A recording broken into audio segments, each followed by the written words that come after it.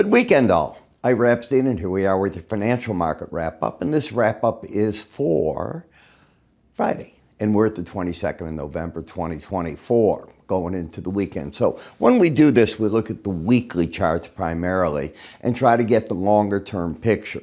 Now, as you know, a week ago, I did a special report, and it was all about one thing: stock indices trying to bottom out this week. You're about 12 days off from, I'm talking trading days, from November 5th election, and normally that is historically when the market has made its bottom, tried to move higher. The Dow today went up and did make new all-time highs after correcting early on in the past week and a half. So it's pretty good action that we have seen.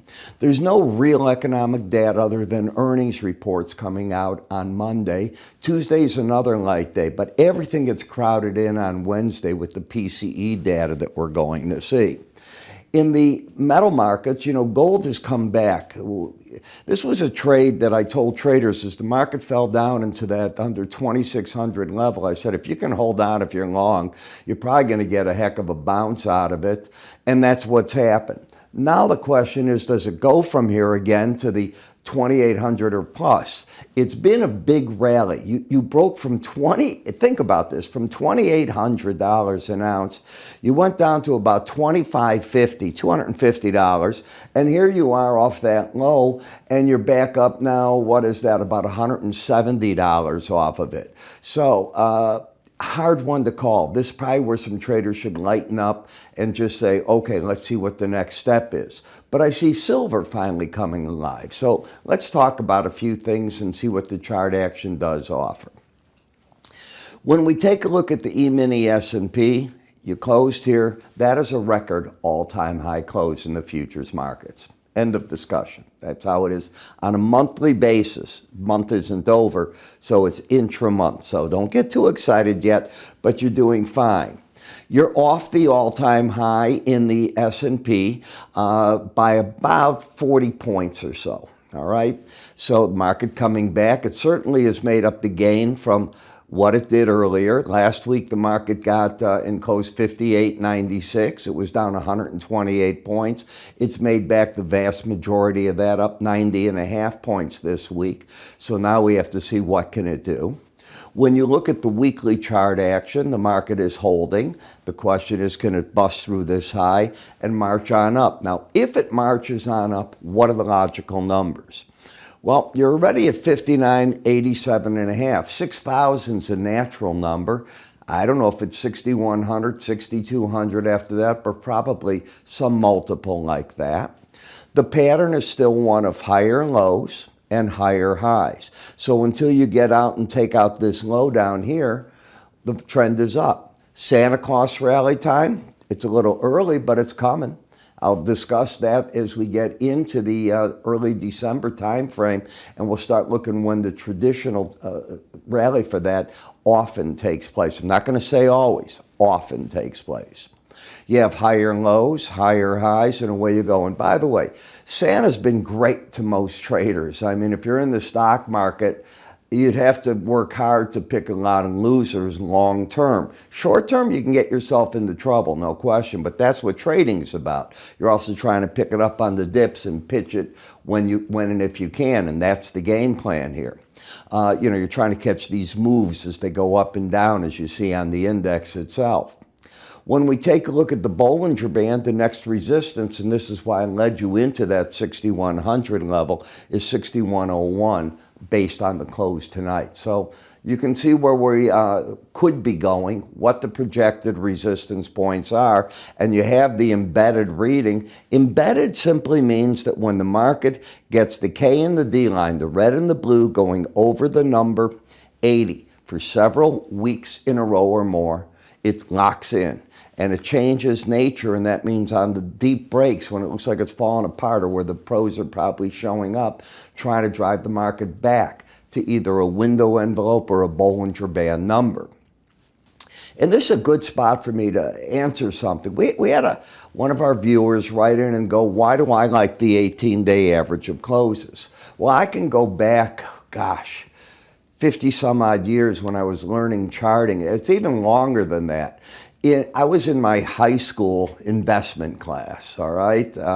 And I learned the beginning of charting there. My family was not rich. They didn't know from a chart from anything and never did in their whole lives.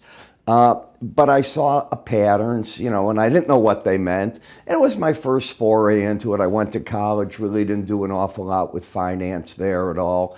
It was just studying. And then when I got out, I got to the Chicago Mercantile Exchange as a part-time job as I was in law school.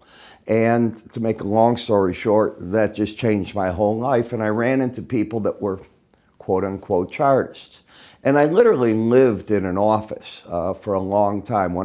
Someone that befriended me, Leo Malaman, one of the founders of the exchange, Barry Linn. I shared an office with Tom Dittmer of the old Revco. I mean, I learned. And as you learn, one of the first things you learn as a chartist, the very first, are moving averages. Understand they are not forward-looking. A moving average is a backward-looking item that as the market comes up and down, traders look at it to see where past support and resistance is based on the amount of days going backward where there's an average price. Now it can be of a high, it can be of an opening, it can be of a low, or it can be of a close. I mean, there's many ways to run it. There's simple arithmetic, there's exponential that you try to weight the most current action more than the back. There's many things. There are services way back when you could buy, and they would take market by market and futures and tell you what are the best moving averages to use based on whatever magic formulas they were running. I found them to be totally useless. I started with the 20-day average, and I don't remember how I got to the 18, to be honest with you, but it came about. And in using it, I found it better than the 20, the 19, the 21. You don't want to get too far out. If you do that, you might as well go to the 45 or the 40 or the 50-day average. Then the 100 is everybody's butter. And the 200 for the ultra long looking out there. Because if you go to 200-day average, it's almost a year. 200 a weekly average, how many years are you looking at? Think about that. So I ended up with the 18. I kept coming back to it. I remember that. And it has stuck with me. I every now and then run the others. I don't find them worth it. So I've latched onto that, and that's where I'm going to stay. And it just hits it so often. But it hits the 20 so often, too. So I've just stayed with the 18. That is the real reason. But you want to be where most people are. And most people are at the 20. If you pick up books on this, you will read the 20. I found this one a little tweaking to be a little better for the futures market. Sometimes when I look at what's going on in stocks, I'll just want to see what the traditional 20-day moving average of closes does. But I stay with this. All right. So in looking at where we're at right now, as long as you have this embedded reading, it says that momentum-wise, regardless of price, until that red line, the K line, closes underneath 79, traders are aggressive in their buying on breaks, looking for the market to drive to a new high on the move or to a current resistance point. That's what you have to remember. In the Nasdaq, you can see how the market's sitting here. Next resistance, the upper Bollinger Band. But the market has done a nice job of holding this week. It also is embedded, so I'm getting friendly there. Not so in the Russell. So while the Russell might come up and make higher highs now and get going, it's been the laggard. It could catch up. I mean, for 2 years, all you've heard is let's buy the Russell. Well, while the Russell is now at contract highs, it is so far behind what the other averages did that you can't do that. You got to go in and say, what did those averages do on a yearly basis and what did this one do? It's just the nature of the companies that make this up. Am I bearish? No, a chart's a chart. It's overbought. The others aren't overbought. Now, the bigger question that we have to ask ourselves is what's going to happen with interest rates? The inversion is this. When the futures market falls, that means rates are going higher. Is there a number where the market stops going up?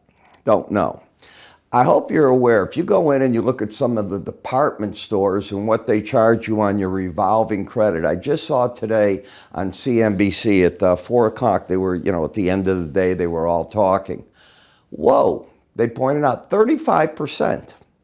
How do you ever pay off your bill? That's month in, month out until you pay off your bill. Whoa.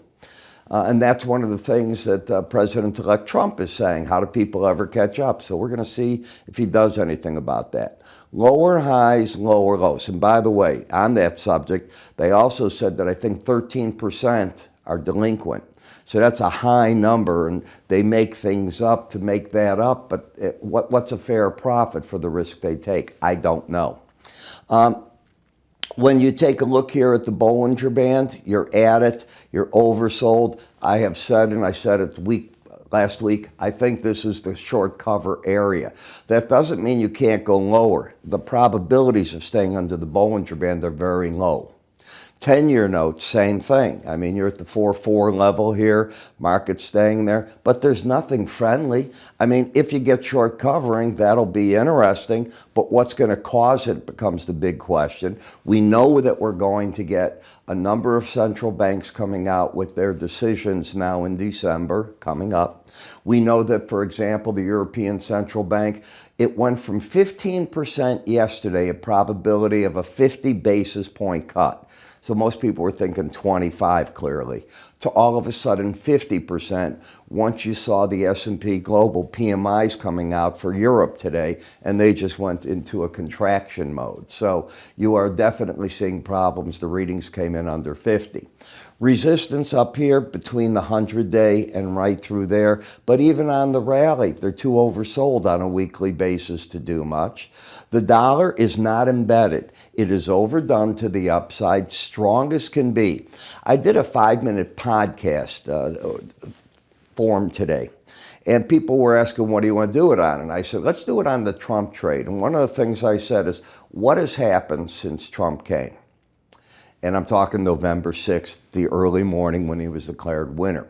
I said the dollars continued to go higher, okay? The stock market broke at first in parts, and it rallied, then broke apart, and then came back, and now you can see you're back into that area. But I said interest rates continue to do one thing, and that's climb. And the reason they're continuing to climb is we've heard nothing about cutting spending. So it's spend, spend, spend, cut taxes, cut taxes, cut taxes, take off regulation, regulation, regulation. How do you pay for it all? And that's the issue. On the other hand, when you compare the United States economy to our peers, we're in a league of our own for whatever reason, but we're in that league right now. I certainly hope it stays that way. Take a look at the European currency if you don't believe me with my commentary. Right down here, as a chartist, no, I don't want to sell under Bollinger Bands, and I don't want to buy over them. So there's points when I just don't have to do anything. The Canadian dollar, I'd be surprised if the market doesn't want to challenge these lows again. It can happen. What's going on that's bullish there? Trudeau's got trouble. The government's got problems. They're doing their darn best to find a way with President-elect Trump to not have tariffs put on them. So it's been a straight down road. It is not an easy get short area, but at least you're not under the lower Bollinger Band. The yen. I did a piece for Bloomberg this week, and they had asked me about the yen. Do I think the bank's ready to raise rates? I said no. They want to be certain that they're going to import inflation that'll stay up. I believe there's another round of wage negotiations. They're probably watching how those are going too. They normally begin now. They don't settle now. They begin now. And that's what I think's going on there. But I said their biggest problem that they're liking is the lower their currency goes, the better the goods are. That can reinforce inflation in the economy. So I don't think they're yet ready to do anything. And so far, that's been how the market has worked. Bitcoin. The market was determined to get to 100,000 this week, and it did. It got to 100,170. You're well over the Bollinger Band. you generally pull back. So if you were to say to me, Ira, you're going to buy it over the band? No, I would not tell clients to buy it over the band. That's number one. Wait for the pullbacks within it. You're laying in here the embedded reading so it can continue to move. There's nothing bearish on that chart other than it's overbought. When we take a look at the Brent versus WTI crude, you're holding this 18-day average. Prices are staying over it, which means Brent's pricing is a little stronger than the WTI. When it's the other way, it's the other form of that. The market came back with a pretty big vengeance today. You're fighting a big battle, as you've been doing. I think you'd agree with me, right against what I call the line in the sand, that 18-day average of closes. That's the resistance I see. Same type of thing is shaped up in WTI. Same identical thing in gasoline coming up through here. Russia's also making statements that they're thinking of removing the quotas and the taxes that they put on exports for gasoline. So that could, we don't buy it obviously, but that could impact some of the world pricing for it. But this is our gasoline that we're looking at. And what you can see is the market's forming a bottom here. It was oversold. It's been under selling pressure. Is it ready to lift? Or is it ready to fail again at the 18-week average? I don't see the need to decide what it's going to do because you don't have a trend and you're approaching a resistance point. So you put that together, you try to come up with a game plan, and what do? And one of the things in your game plan should be go to our website for the free offers and choose the ones you'd want. How many of you get the Linn research? How many of you got our price count charts, which are unbelievably, and I find them a great way to look at markets. The Arun indicator, which is time and price. How do you work with that? It's right there. It's probably in your charts. You don't even know how to work with it, most people. Trial 2, the more research. Now I'm using SeasonX more than I am them, and I think you should give a try to that. I think you'll like SeasonX because you could ask it questions, and it does. When you choose all that by choosing the blue, you put in your name and everything you want. If you have a message for us, write it there, and we'll get to it and generally get everything to you within 1 to 2 business days. It'll all come by email. Everything we send to you will come that way. IraEpstein.com, free offers. You can move your cursor to the top, and you can always call us if you have a question. I'm Ira. You have a great weekend. I'll see you again Monday morning.